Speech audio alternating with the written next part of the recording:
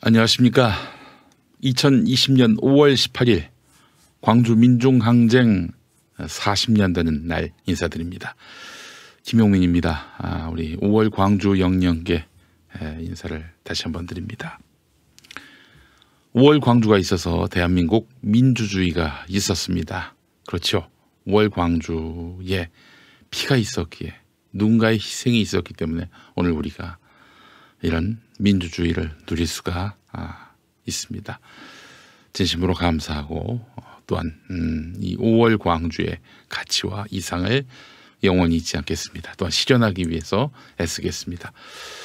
자, 2017년 5.18 기념식에서 애타는 사부곡으로 국민을 눈물 짓게 했던 김소형 씨, 이분이 올해 40살이 되는군요. 네, 1980년에 태어났으니까요.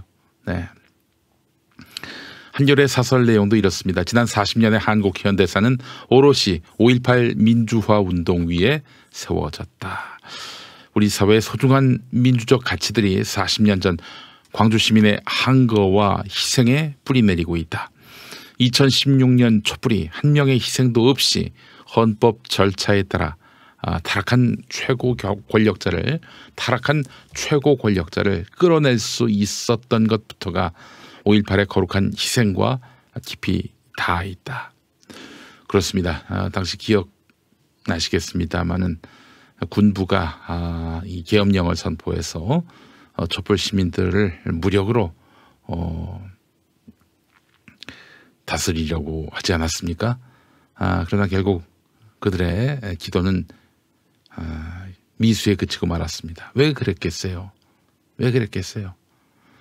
5월 광주의 교훈을 그들도 두려워하기 때문입니다. 그들이 이 5월 광주를 두려워하는 이유는 그렇게 해서 진압되고 또한 수습되는가 했던 5.18이 부활하는 것을 그들이 두 눈 똑바로 봤기 때문이죠. 네, 그런 민주주의를 압살하고 시민을 죽음의 구렁텅이로 몰아도 민주항쟁은 지워지지 않고 무너지지 않는다는 점, 그들이 똑똑히 봤던 터입니다. 그런데 2016년 촛불을 그런 식으로 진압하려고 했다. 네, 누구 머리에서 나왔는지는 모르겠지만 정말 무식하기 이를 데 없고요. 저는 뭐 다른 것보다도 그자가 누구인지 이런 수습안을 머릿속에 떠올렸던 자가 누구인지, 또 그것을 실행하기 위해서 사인했던 자들, 또 행동하려 했던 자들, 그들이 누구인지 100일 하에 다 드러나서 이 정부 아래에서 엄중히 심판해야 할 줄 믿습니다. 문재인 정부는 바로 촛불혁명의 기반 위에서 생겨난 정부 아니겠습니까? 촛불혁명, 민주혁명. 네, 이걸 총칼로 짓밟으려 했던 세력이 있었던 거 아니겠어요? 그들이 곧 5.18을 그렇게 광주 시민을 죽음의 구렁텅이로 몰아넣었던 자들이고요. 네, 반드시 발본색원에서 처벌해야 하겠습니다. 그것이 바로 5월 광주의 정신을 이어받는 그런 자세가 아닐까 생각이 들었어요. 네, 오늘 비가 오는 아침 숙연한 마음으로 광주 민주화 운동 40주기 기념일을 맞습니다. 자, 다시 한번 5월 우리 광주의 영령들, 여러분 덕입니다. 여러분 덕에 정말 김용민이도 민주주의를 맛보고 있는 것이고요. 심지어 지만원이도 그 5월 광주의 피땀으로 만든 민주주의의 그런 성과를 함께 공유하고 있어요. 5월 광주가 있어서 대한민국 민주주의가 있다는 고백 드리면서 5.18 40년 아침 용칼 시작하겠습니다. 자, 오늘 용칼은요, 우선 재난지원금, 재난기본소득 이야기를 좀 해보려고 합니다. 매달 10만 원씩 지급하자. 최백은 교수도 그런 말씀하시더라고요. 최백은 교수도 그런 말씀하세요. 예, 매달 100만 원이라고 하셨나요? 예, 재난지원금 지급 가능하다. 우리 여력으로 가능하다. 이런 말씀을 하셨는데 저는 한 매달 10만 원씩 지급하면 어떨까 하는 그런 생각이 들었어요. 왜 그런지는 잠시 후에 소개하도록 하겠습니다. 5월 18일 월요일 용칼 우선 광고부터 만나보시죠. 네피알입니다. 네피알부터 소개하도록 하겠습니다. 네피알. 자, 오픈 홍보 기념일 단체 선물이 필요하시다면 네피알을 참고하시기 바랍니다. 수건, 물티슈 같은 생필품부터 라이터, 티셔츠, USB까지 네피알에 없으면 다른 어디에도 없습니다. 그리고 이번 총선의 압승을 기념해서 네피알이 이벤트를 마련했어요. 180석 승리를 기념하는 180 이벤트인데 선착순 180분의 고객에게 커피 모바일 쿠폰을 증정합니다. 검색창에 네피알로 검색하시거나 전화상담 032-519-4800 032-519-4800으로 문의해 주시기 바랍니다. 사장님이 정말 친절하시다고 합니다. 자, 경향신문 오늘 일면 기사 매우 눈길을 끕니다. 서울 마포구 주민 이다희 씨 처음으로 지난달이 아니죠. 지난 15일 며칠 전 동네 정육점에서 한우 차돌박이 우삼겹이라고 하죠. 그리고 안심 돼지고기를 구입했다고 합니다. 이전까지는 이제 7분에서 8분 거리 대형마트에서 고기를 주로 샀어요. 그런데 대형마트에서는 정부 재난지원금을 사용할 수가 없습니다. 왜 대형마트에 갔느냐? 네, 이다희 씨 말로는 아무래도 대형마트에 납품되는 고기류는 믿고 먹을 수 있을 것 같아서 매번 차를 타고 나가서 구입해왔다 이렇게 말했는데 집 가까운 곳에 정육점이 있었지만은 발길이 쉽게 닿지 않았다고 합니다. 네. 자, 그런데 막상 찾아간 동네 정육점, 동네 정육점만 쓸 수 있으니까요. 이 정육점은요, 이다희 씨가 갖고 있던 편견과 많이 달랐다고 합니다. 이다희 씨는 아기가 먹을 고기라고 하니까 안심에 붙어있는 지방을 깨끗이 다듬어 무게를 재어주는 것도 좋았고, 그렇죠. 이 지방은 포함시키지 않는 거예요. 무게에서. 그리고 이유식용 다짐 육도 기계 대신 손으로 다져줄 테니 언제든 오라면서 친절히 맞아줬다고 합니다. 재난지원금을 다 쓰고 나서도 이곳을 자주 찾게 될 것 같다 이렇게 말했는데, 자, 갔더니 상추와 파채 소스까지 덤으로 받아왔다고 했어요. 이거 사실 이 서비스를 저 대형마트에서 기대하기는 어렵죠. 정말입니다. 예. 동네 가면 정말 이렇게 상추, 파채 소스까지 덤으로 주기도 하고요. 고기를 또 조금 더 얹어 주기도 합니다. 예, 그래요. 이 동네 정육점의 강점이 바로 이런 겁니다. 서울 서초구에서는 38살 기혁 씨는 동네 과일 가게에서 참외와 체리를 샀는데 과일값 17,000원은 재난지원금으로 지불했다고 하는데 서초구로 이사한 지 5년이 넘었지만 동네 과일 가게에 가본 것은 이번이 처음이라고 합니다. 기혁 씨가 방문한 과일 가게는 회원 가입을 하면 네이버 밴드로 오늘 새로 들어온 과일 소식을 알려준다고 하는데 낙과, 흠과 그리고 못난이 과일도 저렴한 가격에 따로 판매하고 있었어요. 낙과라 할지라도 여러분 뭐 그렇게 크게 못 쓰거나 그러지 않아요. 그죠? 흠과라 할지라도 그 부분만 좀 떼어내면 괜찮은데. 그래요. 하여간 이것도 싸게 파는데 필요하신 분들도 구매할 수도 있는 거 아니겠어요? 기혁 씨는 전통시장을 경험해 본 적이 없어서인지 동네 점포는 왠지 가격을 신뢰할 수 없을 것 같아 대형마트만 찾았는데 이번 기회로 더 저렴한 값에 다양한 제철 과일을 구입할 수 있게 돼 주변에서 이렇게 구입할 수 있게 돼서 그런 사실을 알게 돼 좋았다라고 말을 했다고 합니다. 그래요. 정말 대형마트에서는 정량, 정가 이게 최우선된 가치죠. 그렇지 대형마트가 아닌 상점에서는 인정을 또 덤으로 주는 그런 보람도 있어요, 여러분. 찾아간 보람이 있어요. 예. 역성혁명님, 대자본 마트나 백화점에 쏠린 돈을 골목으로 틀어주면 아주 좋습니다. 그렇죠. 근데 이제 리 이슬처럼님, 못된 식당 주인 부가세 붙는다고 투덜투덜 다시는 안 갑니다. 그런데 가지 마세요. 예. 그런데 가지 마세요. 근데 모든 동네 상점이 다 이렇다고 생각하시면 또 안 됩니다. 그런 사람들이 없겠어요? 털어는 있겠지. 응? 자, 그래서 말이죠, 여러분. 재난지원금 이게 우리의 어떤 그런 소비 패턴을 또 바꾸고 있습니다. 이 소비 패턴을 아주 긍정적으로 바꾸고 있어요. 대형마트에 쏠리는 돈이 이제 동네 상점으로 골고루 이제 분배가 되면서 이 땅에 분배 정의도 실현되고 있는 거예요. 재난지원금 너무 좋은 것 같다고 김현고님 말씀하셨습니다.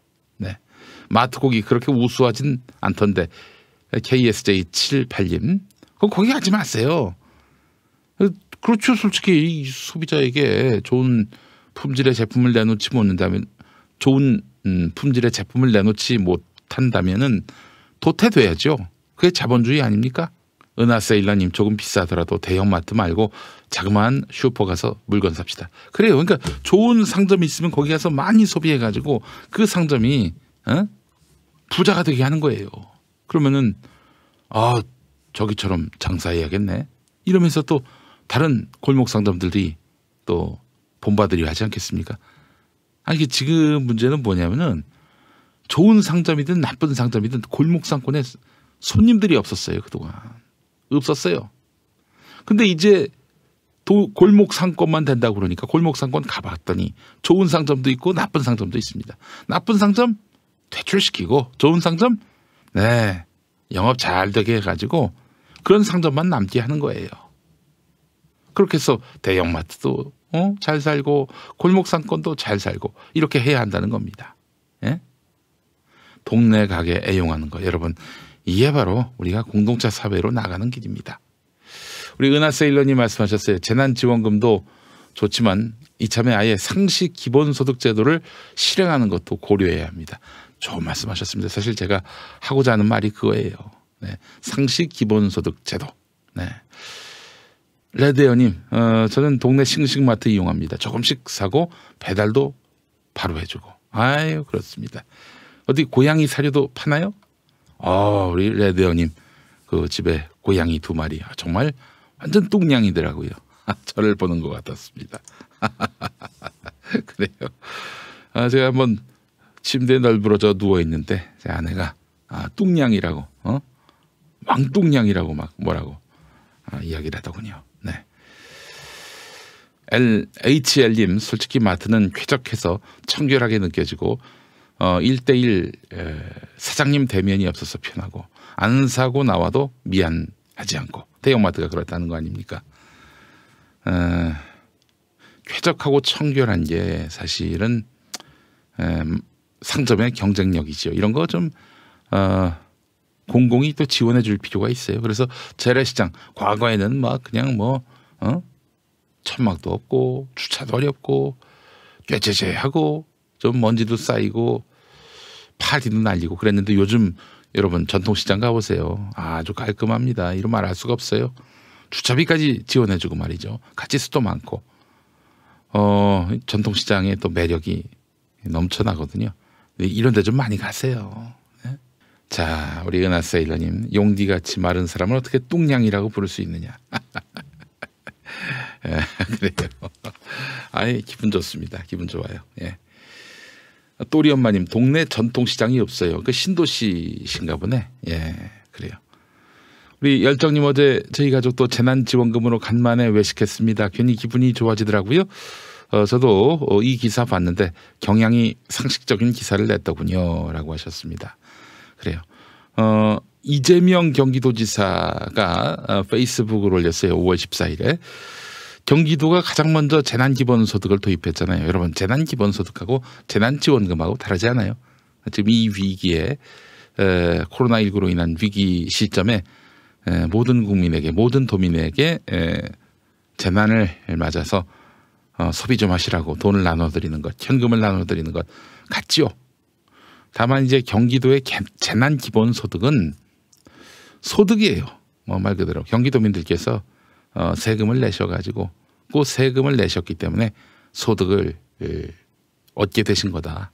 그런 맥락에서 재난기본소득인데 이 기본소득과 관련해서 이 재난기본소득에 관한 이야기는 정말 1000마디 10,000마디 해야 됩니다만 시간이 없어서 이 정도로 설명을 합니다. 그러니까 재난지원금은 정부가 뭐 국민에게 뭐 혜택을 베푼다 이런 맥락이라면은 재난기본소득은 재난을 맞아서 여러분들에게 소득이 되게 하는 것이다. 여러분들이 응당 받아가실 돈을 받아가신다. 이런 맥락으로 보시면 될 것 같아요. 자, 이재명 경기도지사가 5월 14일에 올린 페이스북을 보면요. 코로나19 확산 이전에는요. 경기도 자영업자 매출이 2,178만 원이었다고 합니다. 2,178만 원. 이게 그 매출액이 그렇다는 거죠. 매출액이. 월 평균 매출액을 보니까 코로나19 확산 이전이 2,178만 원. 근데 코로나19가 확산되면서는 1,446만 원으로 무려 33%가 빠졌습니다. 3분의 1이 빠졌어요. 자, 그런데 경기도 재난기본소득이 지급된 이후엔 어떻게 됐느냐? 1,710만 원이 됐다고 합니다. 코로나19 이전에는 2,178만 원이었는데 코로나19 때 1,446만 원이 됐고, 그리고 경기도 재난기본소득이 지급된 이후에는 1,710만 원이 됐다는 겁니다. 그러니까 확산 이전에 비해서 80% 정도 수준으로 이제 회복이 된 겁니다. 그러니까 경기도 재난기본소득이 없었을 때 경기도의 이 자영업자들 매출이 한 3분의 1이 빠졌는데, 경기도 재난기본소득이 도입된 이후로 이 손실이 5분의 1로 줄었다는 거예요. 3분의 1이 5분의 1로 줄었다는 거죠. 강력한 효과죠. 이 정도면은 엄청난 효과를 보인 것이다라고 보시면 됩니다. 아니 고작 10만 원 줬는데 이렇게 됐단 말이죠. 네, 여러분. 그래서 참 이 재난지원금, 재난기본소득은 여러 가지로 경기 부양에 큰 도움이 된다는 겁니다. 그래서 제 생각에는요, 매달 전 국민 재난지원금, 재난기본소득을 10만 원씩 지원하자는 겁니다. 이거 계산하기 쉬워요. 여러분, 전 국민에게 매달 10만 원씩 준다고 칩시다. 지금 우리나라 인구가 5,100만이 넘는데요. 그러면 월 5조 1,000억 원 정도가 들어간다는 얘기입니다. 5조 1,000억 원. 12달 쳐보지요? 그러면 60조 정도 됩니다. 이렇게 저렇게 경기 부양을 위해서 쓰는 돈 60조는 넘겠죠. 안 그렇겠어요? 예? 우리나라 예산이 얼마인데. 예? 이렇게 해서 경기가 돈다. 그래서 한 20%포인트 이상 경기 부양 효과가 있다라고 한다면은, 아니 월 5조 쓰는 게 그렇게 뭐 큰 돈입니까? 그렇잖아요. 월 5조 쓰는 게 그렇게 큰 돈이에요? 자, 그렇기 때문에 연 60조 정도 들여서 경기 부양, 특히 골목 상권을 살리는데 이 정도 한 60조 쓴다. 연. 아까운 돈 아닙니다. 아까운 돈 아닌 거예요. 우리 김현고님 아주 기가 막힌 제안을 하셨네. 주한미군 빼면 되겠다라고 하셨어요. 주한미군. 근데 주한미군 주둔 비용이 이제 지금 1조 정도 되지 않습니까? 연이에요, 연. 연 1조야. 같진 않죠. 이렇게 된다면은 지역 경제 살리고 또 경기도 살리고 골목 상권 살리고 그렇잖아요. 이렇게 저렇게 기업들한테 쏟아붓는 돈, 그중에 일부만 빼서 연 60조만 이렇게 동네 중소상공인들을 돕는데 쓰게 한다면 얼마나 좋겠어요. 재난지원금 매달 지급하는 거, 이건 앞으로도 우리 소상공인들을 위해서 좋은 정책이 될 수 있을 것 같습니다. 그 인터넷 상점도 좀 쓸 수 있었으면 좋겠다라고 말씀하시는데, 저는 이런 제안하고 싶습니다. 예를 들어 제가 용인시 산단 말이에요. 용인시에서 중소상공인들이 이제 이런 경우도 있지 않습니까? 예를 들면 반찬 가게를 해요. 반찬 가게를. 그러면 용인시 같은 데서 이제 인터넷 그 쇼핑몰을 구축해가지고 그 용인시 안에 중소상공인들이 입점을 합니다. 그래서 용인시의 그 쇼핑몰로 들어와서 주문을 하면은 동네에서 바로 배달이 가는 거예요. 동네에서 동네로 배달 가면은 신속하게 배달할 수 있지 않겠어요? 비단 꼭 상점 나오지 않더라도 그렇게 또 많은 시민들이 편리한 혜택을 누리게 될 것이고요. 그러니까 그 로컬 안에서 이 인터넷 쇼핑이 가능하도록 그 체계를 공공이 구축한다면 얼마나 좋겠습니까? 에? 그렇잖아요. 김은봉님 말씀처럼 플랫폼만 제공하는 거예요. 플랫폼만. 에? 그런 식으로 해가지고 지역 단위의 쇼핑몰이 구축된다면은 저는 뭐 못할 일이 없다고 생각을 합니다. 예. 우리 또 용인에 예를 들어서 이제 이 동물들을 위한 사료를 파는 상점이 있다. 그러면 그 동네에서만 팔 수 있게 하는 거예요. 전국 단위 영업을 하는 것이 아니라. 음식물 같은 경우에는 그렇게 되면 그 자체로 로컬 푸드가 되는 거 아닙니까? 로컬 푸드가 되는 거 아니에요. 얼마나 좋습니까? 예? 레데어님, 우리 뚱냥이들 체중 조절용 사료 드셔서 온라인으로 삽니다. 안타깝네요. 예. 싱싱마트에서는 안 파신다고. 레데어님, 그 뚱냥이들, 아유, 저 한번 안아봤으면 좋겠어요. 쓰다듬어 보고 싶은데 애들이, 고양이들이 저를 싫어해가지고 왜 이렇게 싫어하는지 모르겠습니다.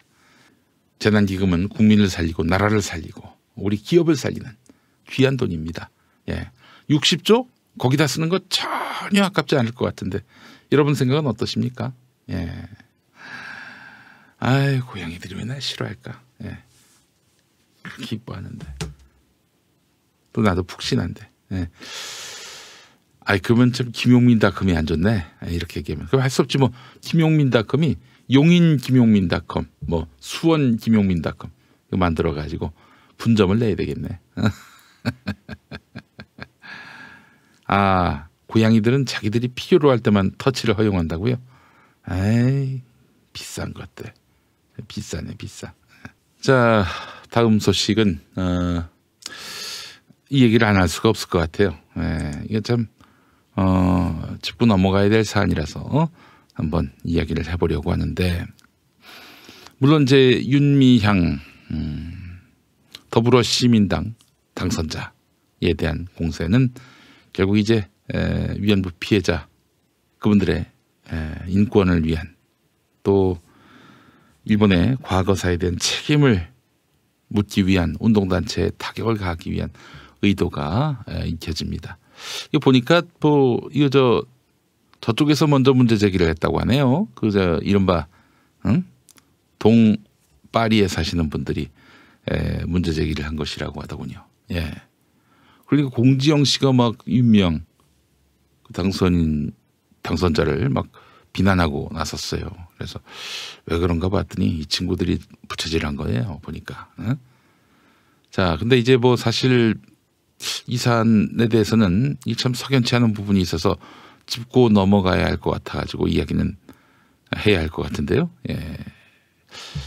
자, 그 한겨레 취재를 종합해 보면 딴 신문 볼 거 없어요. 한겨레가 가장 그래도 건조하고 간결하게 팩트를 전하고 있어요. 윤미향 당선자는 2013년 안성에 있는 힐링센터 구입을 앞두고 안성신문 대표를 맡고 있던 이규민 더불어민주당 국회의원 당선자에게 건축업을 하는 김모 대표를 소개받았는데, 당시 안성신문에는 평화와 치유의 집은, 그러니까 힐링센터는 안성신문 운영위원장이기도 한 김모 대표가 지었고, 이 집과 정대협을 연결해 준 것이 안성신문 이규민 대표다, 이렇게 보도가 됐어요. 본인이 대표를 맡고 있었는데 본인이 대표로 있는 신문에서 이제 본인이 정대협과 힐링센터 건설하는 건축업자를 연결해줬다, 이렇게 밝혔네요. 자, 그해 9월, 2013년 9월 윤미향 당선자는 김 대표의 가족으로 추정되는 한모 씨가 보유하고 있던 상중리에 7억 5천만 원까지는 안 갔던 건물로 보이는데 7억 5천만 원에 사들였다고 하네요. 주변 시세보다 높은 금액에 힐링센터 건물을 사들였다는 의심을 받고 있는데, 국토부 공시를 보게 되면 당시 힐링센터가 있는 안성 상중리의 단독주택의 그 실거래가는 242만 원에서 515만 원, 힐링센터는 평당 1263만 원. 네, 그러니까 이제 당시에 그 국토부 공시를 보게 되면은 실거래가 기준으로 안성 상중리 단독주택 한 평은 많아봐야 515만 원인데 정대협이 구입한 힐링센터는 평당 1263만 원이었다는 거예요. 2배 내지 5배 수준으로 이걸 사들였다는 얘기죠. 네. 윤미향 당선자는 그때 서울에는 10억으로는 살 곳이 없었다 이렇게 이야기를 했다고 하는데, 근데 당시 공시를 보면은 성산동이 5억에서 7억대 거래가 이루어졌다는 겁니다. 10억으로 살 곳이 없었다. 예, 뭐 마음에 드는 건물이 없었다 이런 얘기겠죠. 뭐 10억으로 서울에서 살 곳이 없었다는 말은 서울에 이 정도 돈으로 살만한 5억에서 7억, 서울에서 10억 돈을 갖고 마음에 드는 건물이 없나 찾아봤는데 없었다라는 게 이제 윤미향 당선자 얘기인데, 근데 이제 사실 취업 프로그램 등으로 활용할 계획이었는데 안성은 아무래도 서울에서는 외지지요. 외지라서 목적대로 운영하지 못했다라는 것이 또 당시에 나왔던 이야기라고 합니다. 결국 정대협은 인테리어 비용까지 포함해서 8억 5천만 원을 들인 힐링센터 건물을 지난 4월 23일 절반 수준인 4억 2천만 원에 매각했다고 합니다. 그러니까 이미 뭐 살 때부터 너무 부풀려진 가격에 사다 보니 그 가격으로 샀던 가격으로 팔기엔 팔리지가 않으니까 그래서 절반 수준에 매각했다는 거예요. 왜 이렇게 비싸게 사들였나 이런 의문이 드는 것이죠.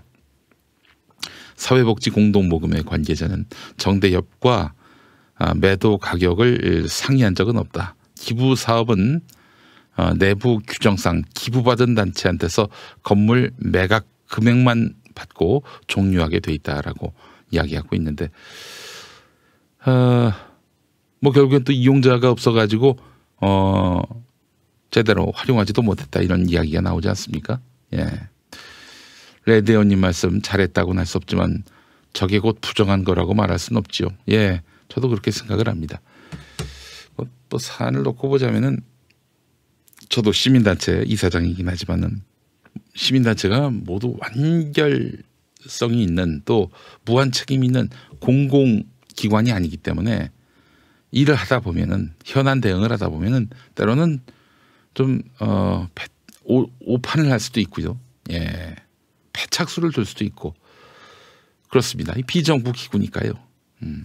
이게 곧 뭐 윤미향 당선자의 비리를 입증하는 뭐 또 다른 단면이다 이렇게 말하기는 좀 무리이긴 합니다. 예, 정말 윤미향 당선자의 이 힐링센터가 문제라면은 나라 돈을 수십조 갖다 부은 4대강 사업에 대해서는 이만큼의 관심과 문제 제기를 하는 조중동인지 묻고 싶네요. 네.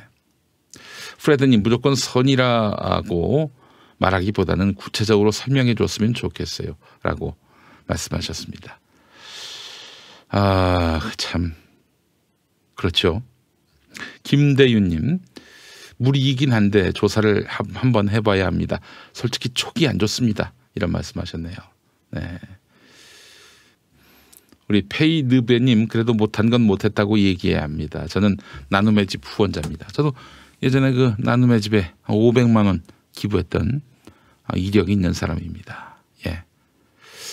전체 시민단체를 다 조사해 봐야 된다 이런 얘기도 나오고 있습니다. 뭐 저희 평화나무 같은 경우에는 전혀 거기에 반대하거나 그러지 않습니다. 저희는 투명해요. 예, 조금 더 뭐 책 잡힐 게 없을 거라고 믿어 의심치 않습니다.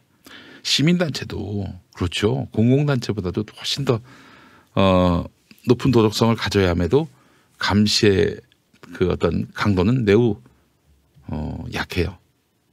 그렇죠. 누가 시민단체를 감시하겠습니까? 정부가 한다고요?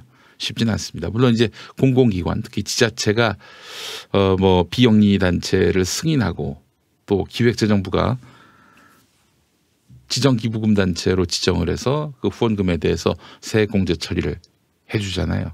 그래서 공적 감시에 그런 여지는 있지만은 이렇게 세밀하게 다 들여다보지는 못할 겁니다. 예. 이런 허점을 노리고 부정한 행동을 한 것인지 조중동은 그렇게 의심하고 있습니다만은 자, 한 비영리 시민단체 관계자는 사회적 기업은 정부 보조를 받아서 신규 인력을 뽑을 때 가족 채용을 막기 위해서 대표와 가족 관계를 확인한다, 이렇게 말하고 있는데, 윤미향 당선자는 남편에게는 일감을 맡기고 아버지에겐 힐링센터 이 관리인 역할을 맡기고 월급이 뭐 100만 원밖에 안 된다라고는 하지만은 일단 아버지를 힐링센터 관리인으로 갖다 앉힌 것 자체가 이건 문제 아니냐, 1인 체제로 운영되는 것에 부작용 아니냐, 이런 지적도 지금 제기되고 있습니다. 관리비 지출 6년여 7,500만 원, 수많은 또 후원자들의 후원금으로 조달이 됐을 텐데 왜 이렇게 남편과 아버지한테 일감을 맡기고 또 직을 부여했는지, 관련한 한겨레 사설을 보겠습니다. 이런 석연치 않은 대목들에 대해서 비판적인 목소리가 나오는 것은 당연하다. 윤 당선자는 힐링센터 위치와 관련해 예산의 한계로 적절한 곳을 찾지 못하다가 해당 주택을 구입했다라고 해명했다.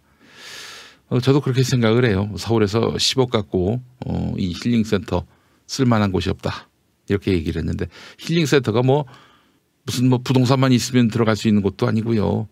자연도 좀 벗하고요. 힐링할 수 있는 주변 환경적 여건도 고려하지 않을 수 없는데, 그 차원에서 10억 갖고 서울에서 힐링센터가 될 만한 입지를 찾기란 쉽지 않죠. 예. 저는 그래서 안성을 택한 점에 대해서는 충분히 해명이 된다고 봅니다. 그러나 관리인 문제에 대해서 믿고 맡길 사람이 필요해서 아버지에게 맡겼으며 사익을 위한 목적은 아니었다. 예, 사익을 위한 목적이었다면 월 100만 원은 사실 매우 적죠. 거의 최저임금 수준이니까요. 예. 하지만 한겨레는 이것만으로는 부족하다. 정의기억연대가 신뢰를 회복하려면 상황의 엄중함을 직시하고 더 많은 노력을 해야 한다. 이번 논란 때문에 지난 30년 동안 수많은 활동가들과 시민들의 노력으로 일본군 위안부 문제의 역사적 진실과 피해자들의 목소리를 세상에 알리고 세계적으로 전시 성폭력에 반대하는 운동을 발전시켜온 성과가 흔들려서는 안 된다. 정의기억연대와 윤미향 당선자가 제기되는 의혹들에 대해서 투명하고 겸허하게 설명하고 제도 개선과 내부 감시 기능 강화 등 구체적인 후속 대책을 내놓기를 바란다. 네, 여기에 더해서 저는 한겨레, 경향 등 진보 언론에 이야기하고 싶습니다. 이렇게 정의기억연대만, 윤미향 당선자만 두드려 맞고 끝날 일로 만들어버린다면 다음에 제2, 제3의 윤미향은 또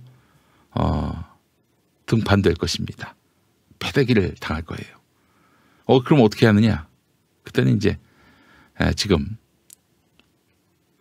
투명하고 공정하게 집행돼야 할 이른바 보수 진영의 비영리 단체들을 한번 탈탈 털어볼 필요가 있다고 생각을 합니다. 탈탈 털어볼 필요가 있다고 생각을 해요. 윤미향 당선자 털 수 있는데 다른 극우, 보수, 시민단체 못 털겠어요? 털어야 합니다. 특히 조선일보의 통일기금, 이거 어떻게 사용됐는지, 어디다 어떻게 썼는지 이거 분명히 규명해야 됩니다. 그렇지 않고 또 이번에 이렇게 윤미향만 얻어맞고 끝날 상황이 된다면 다음 제2, 제3의 윤미향이 또 나올 거예요. 좋습니다. 이렇게 얘기 나온 김에 다 털어보자고요. 모두 다 털어보자고.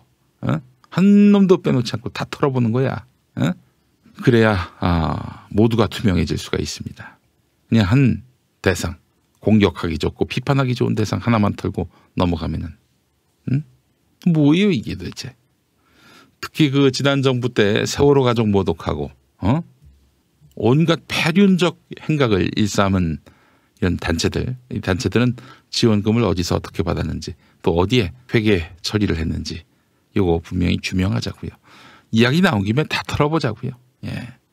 이 과정에서 진보적, 민주적 그 시민단체의 회계 부정이 나온다. 다 까자고요.